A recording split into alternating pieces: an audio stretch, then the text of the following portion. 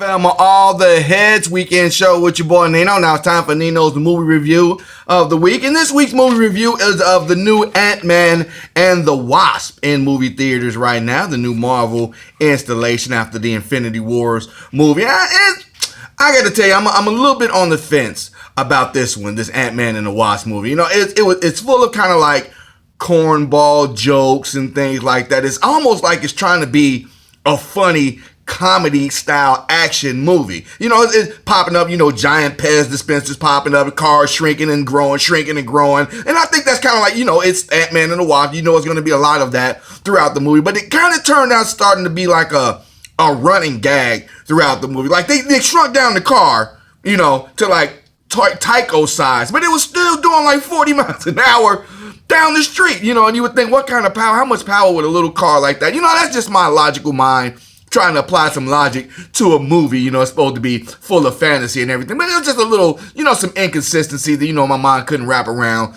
during the movie. But it's about, you know, Dr. Hank Pym and his assistant, Hope. They need Scott's help again to become Ant-Man to try to rescue Dr. Hank Pym's wife from the quantum dimension that she got trapped in and everything. And they're trying to find a way to bring her back to the regular dimension. They figure that Scott, you know, he's received some kind of quantum message or something that they need to get that information out of his head to help rescue the wife. But you know, Dr. Pym's past comes back to haunt him during the movie. For Lawrence Fishburne actually makes an appearance in the movie as one of his former co-workers who raises the daughter of one of their other co-workers who was killed in one of the accidents that Hank Pym had tried to deny, you know, in the past. And then you see how Hank Pym, his ego and his jealousy kind of gets in the way. Everybody calls him like a bad co-worker, bad boss. He doesn't get along with people. So you kind of see like the Starkness coming out, you know, like Tony Stark's dad. Everybody talked about him the same way, but he turned out to be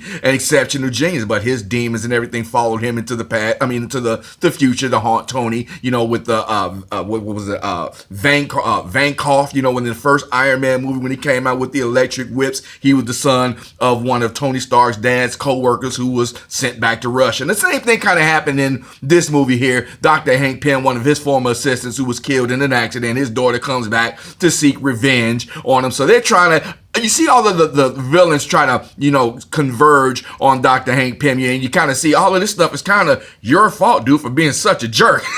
But you know, the story goes on that we want the daughter of the co-worker calls herself Ghost now. She can phase in and out of, you know, matter and reality, and they go on to try to steal Dr. Pym's laboratory. That's the building that you see in the commercials and the previews and things that he shrinks and puts on the little carrier case and walks away with it. That's the lab that everybody's trying to get a hold of with all of the technology in it. But, you know, without the graphics and everything, it was nice. You know, it wasn't, you know, too bad of CGI, but the storyline was just a little bit too, I want to say, cornball to me. Yeah, it didn't fit quite with most of the Marvel. It wasn't like Deadpool corny. You know, Deadpool, you kind of expect that out of him. You know, he's going to say some kind of crazy stuff because he's a little touched in the head from all the scientific experiments that were done to him. But this one, just a little bit too corny for my taste. They do make a lead off to what timeline is in. You got to stay past the credits. Just like with all Marvel movies, you got to stay past the first. They actually have two post-credit scenes. The first one shows Scott being shrank again after they rescue the wife. You know, spoiler alert. They show him going back into the quantum dimension to try to get some of the energy out of it. And then when he sends the signal to come back, you realize that Dr. Pym, Hope, and his wife are gone. They had the effect of the Thanos snap from the movie. They've been turned to dust. So that kind of leads into the new Avengers 4 coming up and everything. That's the alliteration they make to that. And then there's another another scene that they had back for some reason with an ant playing the drums, and it's like the ant that was in the storyline that had to mimic Scott's his daily routine. He's like still playing the drums at the end of the movie. So if you're looking for something to waste a little money on, I mean, you can probably try to go see Ant-Man and the Wasp. But you know, it's part of the Marvel storyline. You could probably wait till it comes on Netflix or something like that and save your money. So I kind of give it like a half thumb sideways, you know, on this one. You don't get it quite thumbs up. You get it sideways for this one.